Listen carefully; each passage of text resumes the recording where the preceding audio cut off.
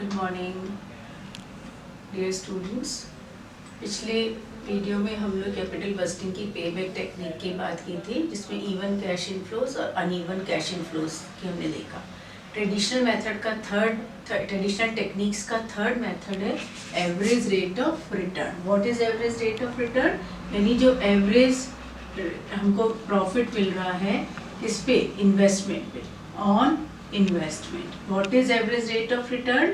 जो हमारा इन्वेस्टमेंट है उस पर हमें ऑन एन एवरेज उसकी लाइफ में एवरी ईयर कितना प्रॉफिट मिलता है, ये एवरेज रेट ऑफ रिटर्न है। तो कोई भी कंपनी इस इन्वेस्टमेंट पे ज़्यादा से ज़्यादा कमाना चाहती है, तो जब हम ARR की यूज़ में लेते हैं तो ये देखना चाहते हैं कि उसकी लाइफ के दौरान कितना एवरेज तौर पर एवरी ईयर हमें प्रॉफिट मिलेगा।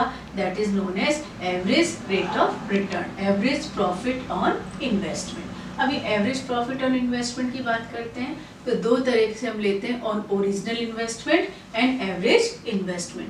ओरिजिनल इन्वेस्टमेंट जिसमें हम किसी तरह का चेंजेस नहीं करते हैं, जैसे 1 लाख कॉस्ट है तो 1 लाख ले लिया, 2 लाख है 2 लाख ले लिया। तो जब हम एवरेज प्रॉफिट और ओरिजिनल इन्वेस्टमेंट का रेशियो निकालते हैं तो वो कहलाता है average rate of return on original investment.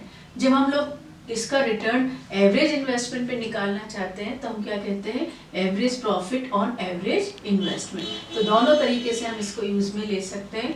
जब हम पहला लेते हैं ओरिजिनल इन्वेस्टमेंट तो average annual income after tax का मतलब पहले डेप्रिसिएशन माइनस होता है, फिर टैक्स माइनस होता है। तो जो इनकम बचती है उसको हम ओरिजिनल इन्वेस्टमेंट से डिवाइड करके उसका परसेंटेज निकालते हैं। तो average rate of return on original investment या अनएडजस्टेड रेट ऑफ रिटर्न कहलाती है।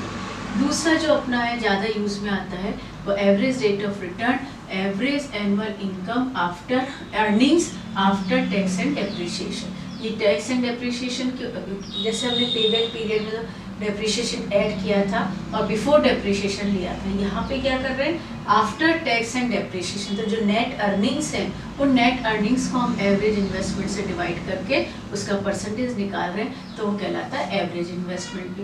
और जो एवरेज इन्वेस्टमेंट है वो क्या होता है? ओरिजिनल इन्वेस्टमेंट है, कोई स्क्रैप वैल्यू है तो वो ऐड हो जाएगा, डिवाइडेड बाय 2 तो हमारे पास आ जाएगा एवरेज इन्वेस्टमेंट। कई प्रोजेक्ट्स में स्क्रैप वैल्यू होती है, कुछ प्रोजेक्ट्स में स्क्रैप वैल्यू या साल्वेज वैल्यू नहीं होती है, तो उसमें सीधा सीधा हम लोग ओरिजिनल इन्वेस्टमेंट डिवाइडेड बाय 2 कर देंगे तो हमारे पास एवरेज इन्वेस्टमेंट आ जाएगा। Let us take a question. Cost of the project यहाँ पे क्या है? 1 लाख है, उसकी कॉस्ट है। स्क्रैप वैल्यू हमें दिया हुआ है 8000 और जो average annual income after tax and depreciation उसकी जो 5 इयर्स की लाइफ है, लाइफ क्या है उसकी? 5 इयर्स की है। उसमें हमको दे रखा है फर्स्ट ईयर में 5000, 7500, 12500, 13000, 8000। अब हम क्या करें? क्योंकि हमें एवरेज इन्वेस्टमेंट निकालना है तो 2 इयर्स तो है नहीं, 5 इयर्स की इनकम है, तो 5 इयर्स की एवरेज निकालने के लिए हम इसको सम अप करेंगे। 5 5 10 और 6 7 13 तो 15 18 और 8 26 26 46,000 डिवाइडेड बाय 5 इयर्स किया तो हमारे पास क्या आ जाएगा? 45,200। ये हमारे पास average income after tax and depreciation आ गया। अब हम लोग एवरेज इन्वेस्टमेंट निकालें तो ये हमारा एवरेज इन्वेस्टमेंट कितना है? 1 लाख है प्लस 8000, तो 1 लाख प्लस 8000 अपॉन 2, तो 1 लाख 8000 डिवाइडेड बाय 2 तो कितना हो गया? 5। अपन लोग इसको ले लेते हैं 5, ये हो गया 54,000। ये 54,000 आता है तो हम लोग इसको निकालेंगे। ARR जब हम लोग निकालते हैं तो अब हमारे पास 9200 डिवाइडेड बाय 54,000 इंटू 100। हम इसको सिंप्लीफाई कर लेंगे। 8 2 6 12 0 3 15 और ये हमारे पास आएगा 9 6 17.3%। ये 17.3% हमारे पास ARR आती है।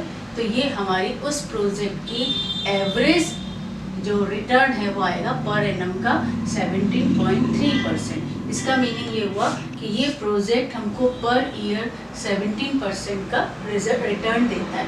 क्योंकि सबके कैश इनफ्लोज अलग अलग थे तो हमने एवरेज निकालने के लिए 46,000 जो सम अप किया और उसका एवरेज निकाला 9,200, और ये हमारे पास एवरेज इन्वेस्टमेंट है। तो ARR हमारे पास हो जाएगी 9,200 डिवाइडेड बाय 54,000 इंटू 100। जब इसको हमने सिंप्लीफाई किया तो 17.3% आया। तो एवरेज रेट ऑफ रिटर्न आ गई 17.3%। यहाँ पे केवल एक ही प्रोजेक्ट हमारे सामने है। जब मोर देन वन प्रोजेक्ट होगा, ऑफर्स होंगे, कई कंपनियों के ऑफर्स होंगे, तो आपको ये एक्सेप्ट करना है कि हम किसको लें। तो जब X project, Y project, Z project सबकी एस्टिमेटेड रेट ऑफ रिटर्न आएगी, उनको कंपेयर करके हम जिसकी हाईएस्ट ARR होगी, यहाँ जो समझने वाली बात है वो ये है कि पेबैक पीरियड का एक्सेप्ट रिजेक्ट का क्राइटेरियन था, जिसका सबसे कम पेबैक पीरियड होगा उसको लेंगे। और यहाँ पे एक्सेप्ट रिजेक्ट का क्राइटेरियन क्या होगा, जो भी प्रोजेक्ट हायर ARR देगा, 17 से ऊपर कोई होगा तो उस प्रोजेक्ट को एक्सेप्ट करेंगे, 17 से नीचे कोई होगा तो उसको रिजेक्ट करेंगे। तो जब कंपैरिजन करते हैं तो हायर ARR को एक्सेप्ट करिए, लोअर ARR को रिजेक्ट करिए। This is average rate of return method. ये तीनों ट्रेडिशनल मेथड थे, urgency method, payback period method और average rate of return method. Okay.